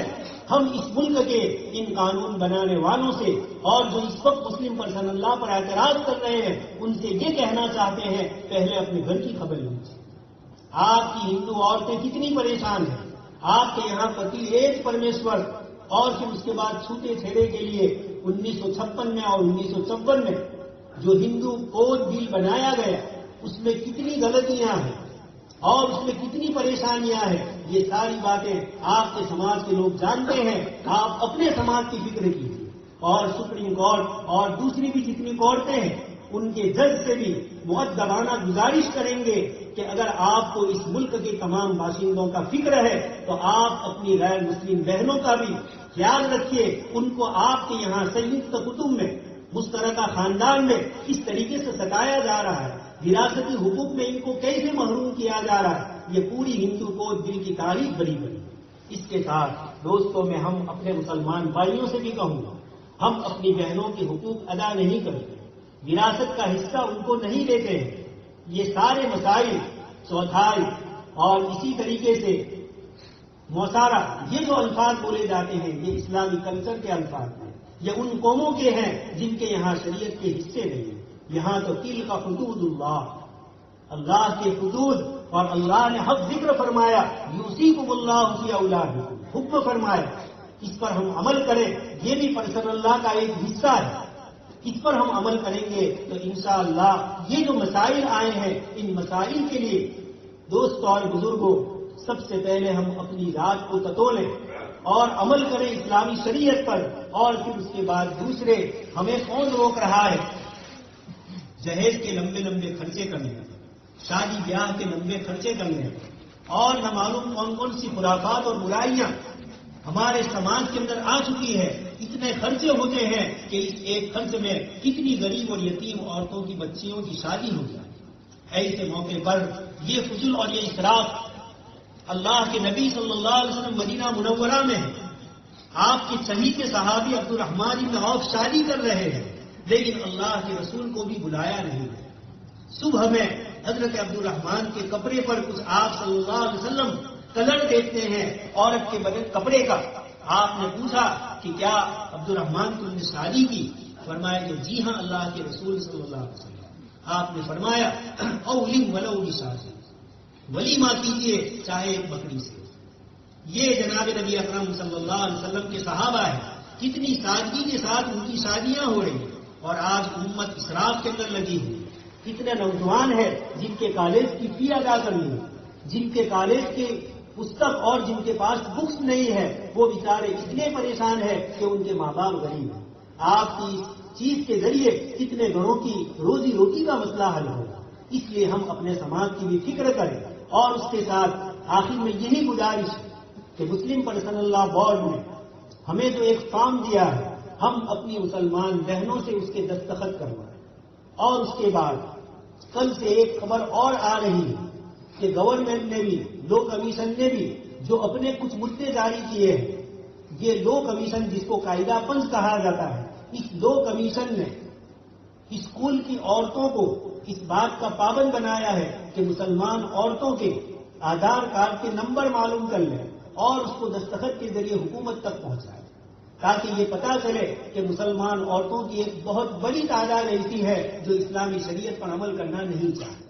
دوستو اور بزرگوں، یہ پیغام محمدی صلی اللہ علیہ وسلم کے خلاف بغاوت ہے۔ جو لوگ اس عمل کے مرتکب ہے، آج یہ نہ سمجھیے یہی بات حضرت ابوبکر صدیق رضی اللہ عنہ کے سامنے آئی تھی، لوگوں نے زکات دینے سے انکار کیا، حضرت عمر جیسا بہادر آدمی کہہ رہا ہے کہ اسلام پر حالات ایسے نازک ہے، ایسے موقع پر تھوڑا صبر سے کام لیجیے۔ حضرت ابوبکر صدیق نے ایک جملہ فرمایا، اَيُنْقَصُ الدِّينُ وَأَنَا حَيٌّ، میرے ہوتے ہوئے اس دین اسلام میں کچھ کمی ہو، ایسا ہرگز برداشت نہیں کروں گا۔ رسول اللہ صلی اللہ علیہ وسلم کے زمانے میں اگر کوئی اپنی اونٹ کی نکیل زکات میں دیتا تھا تو اس کو بھی وصول کرنے کے لیے ابوبکر کھڑا ہوگا، چاہے وہ اس کو وصول کرے چاہے جانور اس کو پھاڑ کرے۔ یہ جملے حضرت ابوبکر صدیق نے فرمائے تھے۔ آج ہم مسلمانوں سے چیلنج ہے، آپ کی شریعت پر، جناب نبی اکرم صلی اللہ علیہ وسلم کی تعلیمات پر حملہ کرنے کے لیے ایک منظم کوشش ہو رہی ہے۔ ایسے موقع پر ہمارا فریضہ بنتا ہے کہ ہم اس چیز کو سوچیں، سمجھداری سے کام لیں، جذبات سے کام نہ لیں۔ سید احمد شہید رحمۃ اللہ علیہ نے اس ملک میں کیسے کام کرنا ہے ہمیں بتلائے۔ ہم سمجھدار ہندوؤں سے بات چیت کریں، کالج میں اپنے ساتھ پڑھنے والے ہندو بچوں کو اسلامی تعلیم بتلائیں، ہندو بچیوں کو ہماری مسلمان لڑکیاں اسلامی تعلیم بتلائیں۔ ہمارا تعلیم یافتہ طبقہ، ملازمت پیشہ، تاجر پیشہ، جو بھی ان کے ساتھ غیر مسلم ملے، یہ آگے پیشکش کر کے ان سے بات کرے کہ یہ مسئلہ ایسا ہے، یہ مسئلہ ایسا ہے، آپ ان کو دین اور شریعت بتلائیں۔ حضرت مولانا تقی عثمانی صاحب نے لمبا چوڑا ایک خط لکھا تھا ایک غیر مسلم عورت نے، حضرت نے اس کو نقل کیا ہے۔ ایک عیسائی عورت کہہ رہی ہے کہ پہلے ہمیں یہ بتلایا گیا کہ مسلمانوں میں عورتوں پر ظلم ہو، لیکن جب ہم نے اسلامی تعلیم پڑھی تو یہ پتا چلا کہ مسلمان عورت کو روزی روٹی کا ذمہ دار نہیں بنایا، ساری ذمہ داری الرجال قوامون علی النساء، اور آگے اللہ پاک نے فرمایا بما انفقوا من اموالہم، خرچ کرنا مردوں کے ذمہ ہے، عورتوں کے ذمہ ہے۔ ان عورتوں نے جب اسلامی تعلیم پڑھی اس کے بعد وہ ایمان لے آئے۔ لندن ٹائمز اور اسی طرح امریکہ سے نکلنے والے لاس اینجلس ٹائمز، اس طرح کے کئی اخبارات کی سرخیاں مولانا نے اپنی کتاب میں نقل کی اور یہ بتلایا کہ ان عورتوں نے کہا کہ ہم کو دھوکے میں رکھا گیا اور یہ کہا گیا کہ مسلمان عورت کو پردہ اس لیے کروایا جا رہا ہے کہ اس کو بیچاری کو باہر کی دنیا نظر نہ آئے، اس کو گھر کے کونے میں رکھا ہے۔ لیکن جب ہم نے قرآن اور اسلام کو پڑھا تو پتا چلا کہ اسلام نے مسلمان عورت کو مریم مقدس کی طرف پاکیزہ بنایا۔ یہ جملہ ایک عیسائی عورت کا ہے کہ مریم مقدس نے جس طریقے سے اپنے آپ کو نقاب والا رکھا ہے، مسلمان عورت اپنے آپ کو اس طریقے سے اپنی عزت اور آبرو کی حفاظت کرے۔ یوروپ کے مردوں نے ہمیں دھوکے میں ڈالا، آزادی کے نام سے گھر سے باہر نکالا، اور جو کام مردوں کا تھا روزی روٹی کا وہ ہم عورتوں کے اوپر لاد دیا اور اسلام کو بدنام کیا۔ اس طرح کی کتنی باتیں اسلامی قانون کے سلسلے کی انہوں نے ذکر کی۔ تو دوستوں اور بزرگوں، جناب نبی اکرم صلی اللہ علیہ وسلم کا یہ دین ہمارے پاس اللہ کی وہ امانت ہے، اس امانت کو اللہ کے بندوں تک پہنچانا ہے، اور جو اس کے لیے قانونی ہمارے لیے خلاف ورزی کر رہے ہیں، قانون کے خلاف ہمارے مقابلے میں آئے ہیں، ہم ہندوستان کے دستور میں رہتے ہوئے، ہندوستان کے دستوری قانون کی رہنمائی میں اس دستور کو بچانے کے اعتبار سے اس ملک میں ان کا ڈٹ کر مقابلہ کریں گے۔ ہمارے علماء کرام اور پرسنل لا کے ذمہ دار جس وقت ہمیں جو رہنمائی کرے، ہم میں سے ہر ایک کا فرض بنتا ہے یہ جناب رسول اللہ صلی اللہ علیہ وسلم کے نائبین کی جماعت ہے۔ آپ صلی اللہ علیہ وسلم کے لائے ہوئے دین کی حفاظت کے لیے امت کا ایک مشترکہ اور ایک پلیٹ فارم ہے، اس کے ساتھ مل کر ہم ان کی رہنمائی میں اس لڑائی کو لڑیں گے۔ 1986 میں شاہ بانو کیس کے موقع پر حضرت مولانا سید ابو الحسن علی میاں ندوی رحمۃ اللہ علیہ کی رہنمائی میں یہ کیس لڑا گیا اور مسلمانوں کو اللہ پاک نے کامیاب فرمایا۔ پارلیمنٹ سے راجیو گاندھی کو ویپ جاری کرنا پڑا اور مسلم وومن بل کو پاس کرنا پڑا۔ آج ہم بھی دوستوں اور بزرگوں یہ سر سے لے کر پیر تک کے ہمارے جیسے انسان، یہ کوئی دوسری مخلوق نہیں ہے. اس لیے قرآن نے فرمایا ثم جعلناک علی شریعۃ من الامر فاتبعها ولا تتبع اهواء الذین لا يعلمون. آگے فرمایا انہم لن یغنوا عنک من اللہ شیئا، اللہ کے مقابلے میں یہ تمہاری کوئی مدد نہیں کر سکتے. اس لیے ان کے پاس بھیک مانگے جو بیچارے اپنے قانون کی بھیک مانگ رہے ہیں، اور ہمیں اللہ نے اپنا قانون دیا ہے، اس کو چھوڑ کر غیروں کے قانون کی طرف ہم جائے. ہمارے جو کیسز مسلمان لڑکیوں اور لڑکوں کے کورٹ میں لڑے جا رہے ہیں، میں آپ حضرات سے گزارش کروں گا کہ ہمارے یہاں شرعی پنچایتیں، آپ ان علماء کے پاس جائیے. لڑکی بھی جا سکتی ہے، لڑکا بھی جا سکتا ہے، اپنی بات کھل کر پیش کرے. ایک فریق جائے گا، دوسرے کو بلایا جائے گا، اور دونوں کے درمیان صلح کی کوشش کی جائے گی. دوستوں اور بزرگوں، میں ہمارے اپنے سوشل کام کرنے والے مسلمان نوجوانوں سے کہوں گا کہ اگر آپ نے یہ اپنے ذمے لے لیا کہ جس گھر میں اس طرح کی لڑائی ہوئی یا فتنہ کھڑا ہوا ہے، وہاں جا کر دونوں فریق کو آپ سمجھانے کی کوشش کریں. کنٹھاریے میں ہمارے کچھ علماء کرام اور کچھ دوسرے حضرات ہیں جنہوں نے اس طرح کی کوشش شروع کی ہے. مولانا عرفان صاحب وغیرہ، یہ بہت قابل مبارکباد ہے جن لوگوں نے سماج میں جا کر اس طرح کی کوشش کی. میں آپ کو ایک چھوٹی سی مثال دے کر اپنی بات ختم کرتا ہوں. ہم لوگ چھوٹے بچے تھے، کنکاریے کے قبرستان میں ایک قبر کھودی جا رہی تھی. ہمارے محلے کے ہی ایک صاحب کا انتقال ہوا اور ان کی قبر کھودی جا رہی تھی. ان کے بازو میں کسی صاحب کی قبر تھی. کئی سال پہلے وہ انتقال کر چکے تھے، لیکن جب ان کی قبر کے ساتھ والی قبر کھودی جا رہی تھی اور ان کی قبر کا کچھ حصہ کھل گیا، ان کا جسم پورا صحیح سالم. ہم تو لوگ بچے تھے، ہمیں سمجھ میں نہیں آیا، لیکن اس کے بعد جب اس کی تحقیق کی گئی تو ہمارے والد صاحب نے ہمیں یہ بتلایا کہ یہ جس صاحب کی قبر تھی، یہ تنکاریوں میں ایک غریب آدمی، گوری والا فیملی کے، اس محلے میں ہی اندر رہنے والے، لیکن ان کی عادت تھی کہ جب کبھی دو آدمیوں میں جھگڑا ہوتا تھا، یہ غریب بیچارہ بیل چلانے والا تھا، لیکن وہاں جاتا، منت سماجت کرتا اور ان کو سمادھان اور صلح پر راضی کرنے کی کوشش کرتا. اللہ پاک نے اس کی قبر کو اتنے سال کے بعد بھی اس طریقے سے محفوظ ہے. اس لیے اس وقت ضرورت ہے، کسی کے گھر میں آگ لگی ہے ہم خوش نہ ہو کہ چلو اس کے گھر میں آگ لگی ہے، اب ان کے گھر میں بھی جھگڑے شروع ہوئے. دوستوں اور بزرگوں، ایک مومن کسی مسلمان کے لیے شماتت اعلیٰ. دشمن تو خوش ہوتا ہے، مومن کسی کی اس طرح، اس لیے کہ اللہ کے رسول کے احکام ٹوٹیں گے. لڑکا توڑے گا، لڑکی توڑے گی. آپ کس پر خوش ہو رہے ہیں؟ آپ اللہ کی شریعت کے ٹوٹنے پر خوش ہیں. شیطان خوش ہوتا ہے دو جوڑوں کے ٹوٹنے پر، اور ہم بھی خوش ہو رہے ہیں، تو یہ کون سی چیز ہے؟